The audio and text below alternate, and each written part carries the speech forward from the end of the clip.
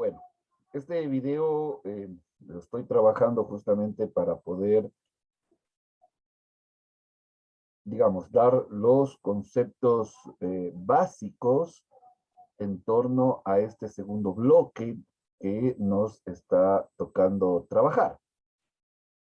Yo creo fielmente que todos nosotros podemos hacer un buen trabajo, construir conocimiento, reflexionar, aprender sobre todo, ¿no? Hemos visto en este primer bloque, como ustedes saben, les recuerdo un poquito, cómo se organizaban, cuáles fueron los aportes de las culturas originarias del Abya Yala a la historia universal, ¿no? Reconociendo significativamente su cosmovisión, su filosofía, su arquitectura, su organización social, ¿no? Ahora les invito de alguna manera a reflexionar, a abrir su mente, su espíritu, si ustedes quieren llamarlo así, para reconocer eh, qué sucedió o cuáles son las características principales del encuentro de estas dos culturas, ¿no? Los pueblos de la Via Yala por un lado y por otro lado los pueblos de Occidente o Europa. Un hecho acaecido hace más de 500 años y que cambió radicalmente la vida tanto de esta parte del globo terráqueo como de, pues, al otro lado del Atlántico, ¿no? Europa. Bueno, voy a dar un poco las características principales, digamos así, digamos, cómo nos vamos a organizar de mejor manera para poder entender qué es lo que vamos a hacer, ¿no? Eh, a ver, lo que me interesa de esta ficha principalmente es cómo vamos a relacionar, digamos, nuestro trabajo con la propuesta interdisciplinar que se plantea en el colegio. Entonces, ustedes, ¿qué es lo que vamos a hacer? Los estudiantes elaborarán un tríptico como producto final interdisciplinar, desde historia y problemas del mundo contemporáneo, los que tengan. Enriquecemos dicho producto final desde la reflexión sobre la importancia del cuidado del medio ambiente, pues antes de reducir, reutilizar y reciclar, debemos cuidar. En el tríptico, eh, digamos, tanto para historia y problemas del mundo contemporáneo, se colocará una sola imagen representativa del cuidado del medio ambiente, reflexionando que es en el contexto de esta colonización de América cuando se comienza con la explotación de los recursos naturales de nuestra región, ¿no? Ese es como que el marco general, el marco en el cual estamos trabajando los proyectos interdisciplinares, y ese tríptico que tendrá varias asignaturas, nosotros entramos con una imagen y claro, entendiendo que este proceso de explotación de los recursos naturales comenzó en la colonia, ya lo vamos a ver más adelante, ¿no? Entonces, vamos directo a la materia. Sí, definitivamente. Miren, tenemos que tener claro, estimados estudiantes, ¿no? ¿Cuáles son las herramientas de trabajo antes que nada, ¿no? Sin, pues, el texto de historia es imposible trabajar. Voy a explicar todo el bloque. Entonces, ustedes definitivamente deben tener el texto, creo que ya lo tienen en físico, pero si no, lo pueden bajar, pues, del Google, ¿no? Entonces, este es el bloque que ya habíamos comenzado en clases y que ahora lo voy a profundizar. Ahora, necesito definitivamente para hacer las actividades, para hacer la actividad principal, sobre todo que va a tener 2 semanas, esta y la próxima, pues necesito leer el texto, ¿no? Como mínimo, como mínima situación, como mínima cosa, como mínimo aporte para poder trabajar. Si no hay esa lectura del texto, difícilmente voy a poder, digamos, reflexionar y trabajar lo que se me proponga en este bloque, ¿no? Entonces, yo lo que he hecho es, obviamente, basarme en el texto para poder generar esa propuesta de diapositivas que también van a estar subidas en el Google Drive y les voy a pasar el link para que ustedes tengan también este material y que puedan trabajar, puedan hacer, puedan darle la vuelta, puedan tener este material a la mano. Y lo interesante también es de construirles este material, es que ustedes pues lo tengan de alguna manera a mano, ¿sí? Es decir, lo puedan visitar cuantas veces sea necesario, ¿no? El bloque 2 nos trae digamos, dos grandes temas que yo he colocado como choque cultural y conquista y colonización, ¿no? Entonces, eh, ¿cuáles son los contenidos esenciales para este segundo bloque? Eh, Esto lo he sacado del texto, básicamente, ¿no? Lo he sacado del texto, pero lo que yo voy a hacer es dar explicaciones más generales, un poco priorizando cuáles son las características y priorizando sobre todo el tiempo que tenemos ahora. Los contenidos son 4. La organización de las culturas andinas, la agricultura, minería y manufactura, el choque cultural en América, evangelización y extirpación de idolatrías en América. Esos son digamos, los 4 momentos. Vámonos, digamos, antes de nada, ¿no? Ustedes saben que primero debemos problematizar lo que sucede en el texto y lo que sucede en la historia. No podemos tomar eh, como dado muchos de los elementos que se nos dice en el libro. Entonces, yo allí he puesto como pregunta más que nada, ¿no? Como un problema, más que como una realidad que ya está hecha y dicha. ¿Realmente hubo un proceso de conquista? Eh, eh, ¿O cómo fue este proceso de conquista? ¿Mediante qué mecanismos? En cuanto a la colonización, ¿qué elementos trajo este encuentro llamado de culturas? ¿Hubo realmente un descubrimiento de los pueblos originarios de la Via Yala? ¿Desde qué mirada se ve el tema del descubrimiento?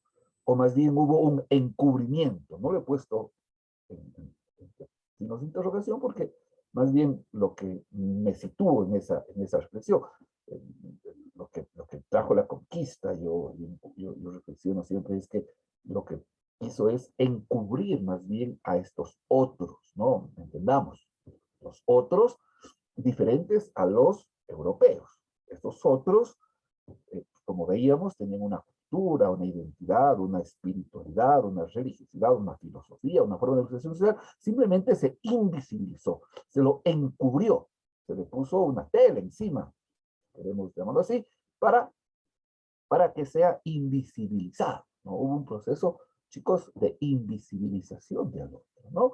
Y claro, eh, desde la perspectiva de los pueblos originarios, no es un descubrimiento o una conquista suave nomás, sino es un genocidio. Ya lo hemos conversado en clase y hay que también tener claro, pues, estas miradas, ¿no? Tal vez el encuentro de culturas es más bien una especie de, digamos, de ser más conservadores, si quieres, en la mirada, pero lo que hubo realmente también, pues hay que verlo desde acá, un genocidio, ¿no? Entonces, yo abro este debate, ¿no? 1492, más de 500 años, que se produjo este hecho histórico y que cambió la vida definitivamente de los pueblos de la Via Yala como los pueblos de Europa. Ya lo conversaremos un poquito más adelante, ¿no? Entonces, digamos, nos situamos, digamos, esta clase se sitúa desde esa mirada desde los pueblos originarios, ¿no? El encubrimiento, no el descubrimiento. Desechemos de nuestra mente, de nuestra idea, de nuestra reflexión, de nuestro discurso diario, el concepto de descubrimiento, ¿no? Es un concepto venido desde Europa. Acá hubo un encubrimiento, un genocidio, una conquista, ¿no? Etcétera. Bueno, y me voy directamente pues ya a la materia, como estaba planificado dentro de este bloque, la organización de las culturas andinas, es el primer tema. Yo allí quiero tocar dos cosas así muy directas y muy concisas que quiero que ustedes lo tengan absolutamente claro. ¿Cuáles son? La primera de ellas, hay que entender, eh, a ver, ¿cuál es la organización social que llegó desde Europa? Primera cosa. La organización social que llegó desde Europa fue la monarquía, es decir, un monarca y unos vasallos, ¿no? Un rey absoluto. Ese monarca inclusive estaba aliado con la iglesia, como ustedes saben, y tenía validada, digamos, lo que hacía la monarquía se validaba por un discurso religioso, ¿no? Más o menos los monarcas como los elegidos por Dios, o más o menos, ¿no? Ahora, en las culturas andinas, si bien es cierto, había una estratificación social, la estructura misma de la sociedad era más horizontal. ¿Qué quiere decir eso? ¿No? Que la comunidad, que las relaciones sociales eran más comunitarias, es decir, tenía una visión de entretejido social muy, muy complejo, pero que tenía de alguna manera esa posibilidad de encuentro con el otro, ¿no? Mientras que para la mentalidad, las prácticas sociales, políticas de Occidente, la cuestión era vertical. Por eso, cuando llegó acá a Europa, América, pues hubo un proceso de conquista, ¿no? Un proceso vertical, ¿no? De esclavización de los sujetos. Para las culturas originarias, desde su misma organización social, la estructura es horizontal y no vertical. Y ahí hay tres conceptos básicos que hay que entender para poder reflexionar las comunidades de los pueblos originarios, y son conceptos, chicos, yo siempre les he dicho que no se han perdido, que se han mantenido, que se han sostenido, a pesar de la colonización, a pesar del mestizaje, hay vivencias, conceptos, como les digo, que se mantienen, que se sostienen hasta nuestros días. El concepto de reciprocidad. Si tú me das, yo me doy, ¿no? Si tú aportas desde tu circunstancia, desde tu vida, si tú me aportas, yo te aporto, ¿no? Lo recíproco, ¿sí? Lo recíproco se mira desde una conceptualización horizontal de dos sujetos que se encuentran o de dos comunidades que se encuentran. No hay uno por encima del otro, como el caso de Occidente. En Occidente hay uno por encima del otro. Aquí, en la reciprocidad, no lo hay. Hay una mirada horizontal de ese encuentro, ya sea ideológico, ya sea de trabajo, ya sea de estudio, ya sea de económico, ¿cierto? ¿No? La complementariedad hace referencia a que yo no soy yo sin tú, y tú no eres tú sin yo. Es decir, el yo, mi constitución de lo que soy, solamente la puedo digamos, mirar, la puedo reflexionar desde esa relación horizontal con el otro. No, miren cómo cambia la conceptualización de ese individualismo que trajo Occidente, ¿no? De ese yo soy yo, por encima de todos, por encima de mi compañero, por encima del profesor, por encima de todo. Yo quiero ser yo. Y claro, este sistema nos lleva a que pisemos al otro para poder salir adelante. Miren, la cultura andina no. La cultura andina es más complementaria. El hombre y mujer se complementan. El docente y el estudiante se complementan.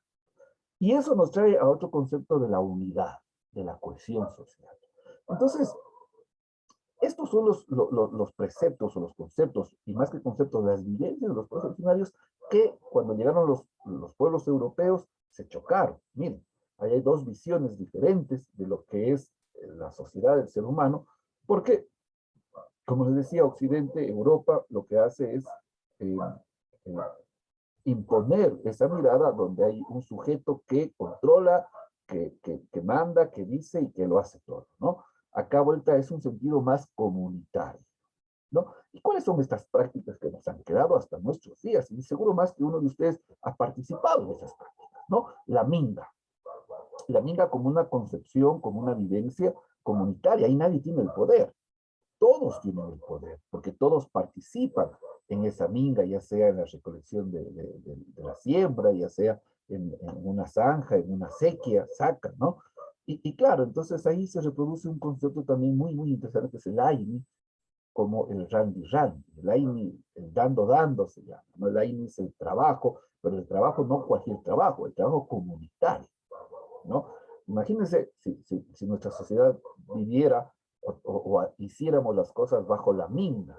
Primero no hubiera quien mandase, ¿no? O sea, no hubiera una concepción de que yo te mando y tú haces. No, no, todo es para todos, de alguna manera. todos trabajamos para la comunidad, ese camino, esa acequia, esa agua servirá para toda la comunidad. Entonces, la concepción, digamos, cambia, se reflexiona desde el cambio mismo, ¿no es cierto?, desde los pueblos originarios, ¿no? En contraposición de lo que se impone desde Europa. Bien, pasamos a otro de los temas. Ojo, todos estos temas están explicados en el texto.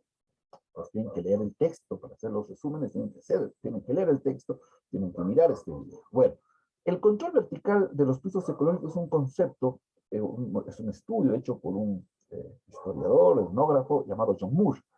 Él propone lo siguiente para ser básicos y concisos. Propone que las culturas andinas, especialmente, tienen un proceso de intercambio económico entre regiones. Es decir, desde la sierra, digamos, donde vivimos nosotros, se dan un tipo de alimentos, ¿no? La papa, la quinoa, las llamas, ¿no es cierto? Etcétera. Mientras que para los valles templados se da el maíz, el algodón, y para la costa, tal vez, ¿no es cierto?, los productos del mar. Y tal vez en la región selvática, más al oriente, bueno, tenemos algunos productos allí, como la yuca, ¿no? Que son de zonas más húmedas, ¿no? Ahora, ¿cuál es la idea, no?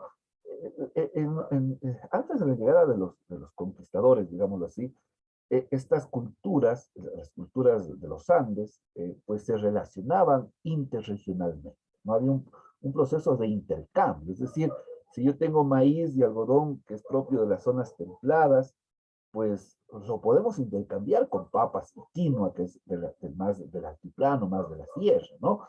Entonces, había allí una especie de intercambio de productos, ¿no? Una especie de relaciones horizontales, recíprocas, nuevamente el concepto de reciprocidad, que permitía una economía variada, una economía donde podía adquirir productos que no son propios de mi zona, pero que los podía intercambiar con lo que yo tenía, digamos, ¿no? A mí me parece muy interesante porque, por ejemplo, ¿no? Si ustedes se dan cuenta, una de las comidas nuestras que hacemos el Viernes Santo, no nos damos cuenta nada más, que es la fanesca. La fanesca, digamos, como una comida propia de nuestra región, propia del Ecuador, reproduce este sistema de esta forma de entender la vida interregional, ¿no? La fanesca, como ustedes saben, tiene una variedad de productos, tanto de la costa, sierra y oriente. Miren, allí hay esa concepción interregional de diferenciación de productos y de intercambio de productos. Bueno, eso como concepto general. Ahora, ¿cómo están distribuidos estos pueblos andinos en el territorio? ¿No? ¿Y cómo se organizan? Esto lo he cogido, estos dos párrafos, lo he cogido estrictamente así del texto. ¿No? Ustedes tienen que ver el texto, leerlo, y ahí están estos párrafos como extraídos de allí como conceptos muy básicos, ¿no? El ayllu. El ayllu es la estructura social y territorial del imperio inca, ¿no es cierto? Es el clan de familias emparentadas y con el derecho común sobre un terreno otorgado por el Estado. El ayllu apartaba 10 hombres para la mita. Un anciano lideraba la comunidad, ¿no? El ayllu es una familia grande, una comunidad, digamos así. Ahora, podríamos decir, ¿no? Es un barrio general, pero ese barrio está emparentado entre sí, ¿no? O sea, las relaciones son más cercanas, más familiares. En un barrio nosotros ahora, pues cada uno ni siquiera conoce al vecino, pero en las comunidades originarias, pues el ayllu, digamos, era un conjunto, una sociedad cohesionada. Varios ayllus formaban una saya, que era un territorio más grande, digamos, varios barrios forman una parroquia, ¿no? Varias sayas componían un guamaní, ¿no? Es decir, un cantón, digamos, varias parroquias es un cantón, y varios guamanís formaban un suyo región, ¿no? Un país, digamos así, varios cantones forman un país, ¿no? Para tener, ¿no? Y quienes lideraban, por lo general, era un anciano, un mayor, ¿no? Un mayor, un curaca, se le va a decir. El imperio inca estaba conformado por 4 suyos, ahí en Quichua se denominan Tahuantinsuyo, los 4 suyos, ¿no? Y claro, ¿cómo estás viviendo en estas tierras? ¿No? Miren lo que había antes de la colonización y cómo la colonización vino y rompió todos estos esquemas, todas estas estructuras sociales, políticas y económicas, ¿no? Había unas tierras destinadas al sol, otras al Inca y otras al pueblo, ¿no? Había una división de territorios destinados a cada uno de los organismos de lo que conformaban la estructura social. Miren cómo estaban organizados, plenamente organizados, y vuelvo a repetir, pues el tema de colonización. La colonización vino y rompió de un destajo todo y negó todo, ¿no? Uno de los aportes que tenemos también, y que el texto hacía referencia, y lo vimos en el bloque anterior, son el Capañán, como el Camino del Inca, y claro, los puentes. Aquí les dejo el link para que vean un bonito video en torno a ver, creo que aquí está.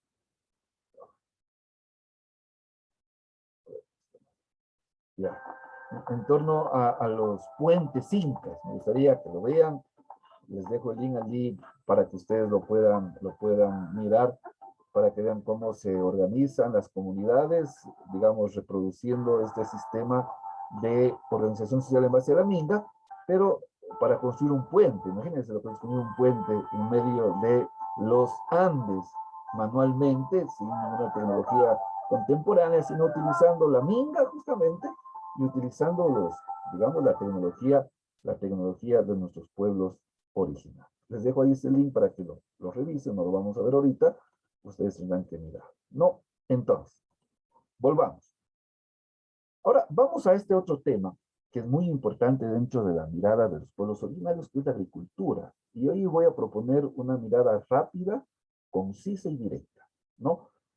La primera cuestión que debemos entender para poder reflexionar y mirar que los pueblos originarios tenían una espiritualidad, cosa negada por la religión católica a más de 500 años, se ha negado, y se lo sigue negando, que es más complicado, chicos, se sigue negando que estos pueblos pudieron tener una espiritualidad, un encuentro cercano con la interioridad del ser humano, con el trascendente. Y allí yo propongo que la agricultura no es un medio de producción, no es un medio para sobrevivir, nada más, como un medio de sembrar y cosechar y comer, sino la agricultura es un encuentro cercano entre el ser humano y la tierra. Desde los pueblos andinos dijéramos entre el runa y su madre, entre el runa y la Pachamama.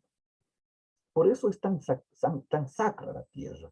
Por eso los pueblos originarios cuidan la tierra, ¿no? En este conceptos que hablábamos de cómo nos vamos a vincular a este proyecto interdisciplinar del bloque, pues la propuesta es justamente esta, ¿no? Entender que esta tierra es sacra, que no hay que explotarla, ¿no? No hay que violentarla, ¿no? En este mundo contemporáneo, y lo que vino desde Occidente, desde Europa, es que esta tierra hay que saquearla. Ese concepto hay que entender. Miren, los pueblos europeos, cuando llegaron a América, digamos así, rompieron, violaron esta concepción de que la tierra es la madre. Aquí mejor se nos ocurre pues, violentar contra nuestra madre, ¿no? O alguien que violente con nuestra madre, ¿no? Entonces, miren la concepción profunda de ese encuentro profundo que tienen los pueblos originarios con la tierra como un elemento sacro, como un elemento sagrado, donde la agricultura es ese encuentro cercano con la tierra. Y esta tierra que se llama Pachamama. Por eso hay una relación profunda con la tierra, una relación horizontal. El ser humano es parte de este cosmos, es parte de este universo, no es dueño de este universo, no somos dueños de la tierra, no somos dueños de la naturaleza, somos parte de la naturaleza. La concepción europea que se impuso a partir de la colonia es que somos dueños de la tierra, ¿no? Y hay un montón de las que podríamos reflexionar. Y claro, en torno a la tierra se construye la sabiduría. Mire, en Occidente la sabiduría se construye en torno al pensamiento, a la filosofía, digamos. Para los pueblos originarios no es mucho la razón. es más bien la relación, digamos así. Y desde esa relación entre el ser humano y la tierra se construyen las sabidurías otras, digamos. Entonces, hay un calendario andino, como hay un calendario greco-romano, como hay un calendario donde nos dicen que ya es Navidad, que viene Carnaval, que se celebra tal santo, que es vocación a la Virgen, también los pueblos andinos tenemos un calendario. No puede ser el calendario. El Inti Raymi, que es el tiempo de cosecha, el Pacha Raymi, el Capac Raymi, el Colla Raymi. A ver si es que me ubico, claro. El Inti, Capac son solsticios, y el Colla y el Pacha, el Pauca, y sería aquí, claro, el Pauca Raimi, son los equinoccios.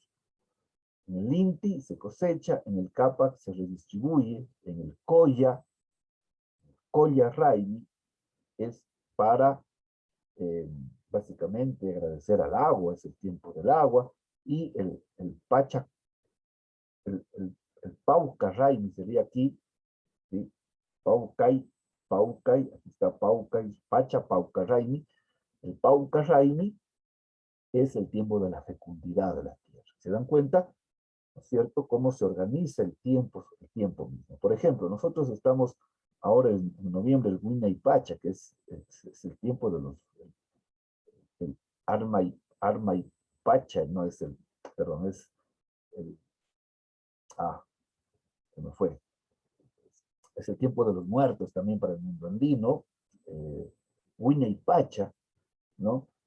Y claro, subimos y entendemos, ¿no es cierto?, en esa circularidad, ¿no? Junio, septiembre, diciembre, marzo. Junio, septiembre, diciembre, marzo, ¿no? Los 21. Y bueno, entonces, el calendario andino es muy, sería importante que profundicen en cada una de estas fiestas, porque son fiestas andinas con una sacralidad en torno a la tierra. Ahora, eso, digamos. Ahora, ¿qué significó para los pueblos originarios este encuentro? Vamos al otro tema. Estoy allí avanzando, a breves rasgos. Ustedes tendrán que leer el texto. Primero que hay una imposición a través de la violencia. Hay una muerte. Dice que se murieron casi 80 millones de indígenas en este encuentro hace 500 años. Hay una destrucción de su espiritualidad, de su cultura, de su identidad, como lo hemos analizado. Por eso no hay un encuentro de culturas, hay una violentación de una de las culturas, hay un encuentro asimétrico, donde uno tiene el poder y el otro no. Y claro, en esas circunstancias hubieron epidemias y se introdujeron varias especies, ¿no? Además que este choque cultural llevó a que los pueblos originarios se readapten a, los, a la sociedad de la conquista o de la colonia. No, los pueblos originarios han subsistido gracias a que se han podido adaptar de alguna manera a la religión del poder, a la sociedad, a la vestimenta, etc. ¿No? Y claro, ¿qué significó esto? ¿No? ¿Cómo se organizó? Mire, si hablábamos antes de Minga, de Ayni, de reciprocidad, de complementariedad. Si hablábamos de Ayllu, ¿no es cierto? Cómo se organizaban en base a un curaca, recíprocamente, ¿no? Si veíamos que había un intercambio de productos entre costa, sierra y oriente, etcétera, pues se rompe eso, voy a decirlo así, se bota la basura socialmente y se impone la encomienda, la mita y el yanaconazgo, ¿no? Se impone un nuevo sistema de organización social y económico y político. Además que se trajeron epidemias de viruela. O sea, muchos indígenas murieron con una simple gripe, con una simple diarrea, ¿no? Con una simple sífilis, viruela, ¿no? Traídas desde Europa, ¿no? Entonces, miren lo que fue, lo que es todavía, lastimosamente, este encuentro, porque alguien va a decir, no, es que ya se acabó, profe. No, continúa la violencia, continúa el genocidio, continúa la destrucción, continúa la invisibilización de las culturas en torno a la tierra, continúa continúa la invisibilización de la espiritualidad, de los rainis. Todavía hay exclusión y racismo hacia los pueblos originarios. Nosotros, como docentes, como comunidad educativa, debemos romper mirando la historia tal como es. Y me voy al último capítulo, a la última parte, de manera muy, muy rápida, ¿no? La evangelización es situación de idolatrías. Hay una visión totalizadora de la cultura occidental europea. Más allá de lo europeo, más allá de lo que es la religión en este sentido, más allá de lo que es la organización social de Europa, no hay, van a decir. Lo demás es lo salvaje, la barbarie, ¿no? Entonces va a haber un proceso de evangelizar a los pueblos originarios. ¿Por qué? Porque por dos cosas, ¿no? La primera es que se justifica a través de la evangelización se justifica la colonización. ¿Por qué? Porque la primera pregunta que se hacen los misioneros acá en América, cuando vieron a los indígenas, es que si tienen alma. Y si tienen alma pueden pensar, y si pueden pensar son seres humanos. Para poderlos conquistar y para poder evangelizar se negó su humanidad. Entonces, en el momento que se niega la humanidad, su humanidad, pues se los deja sin alma y se los pone en un estatus de animalidad. Como son animales, hay que humanizarlos. Hay que bautizarlos, hay que darles una forma de vivir, de vestirse, de comer, hay que darles una lengua, ¿no? Porque hablan en lengua de bárbaros, ¿no? Entonces se les da el español y se los evangeliza y se los adoctrina. Miren lo que significa eso. Se los adoctrina, se los moldea a imagen y semejanza de Europa. Y si que no, pues simplemente los mataron. ¿Y para qué? Ahí está la segunda cuestión.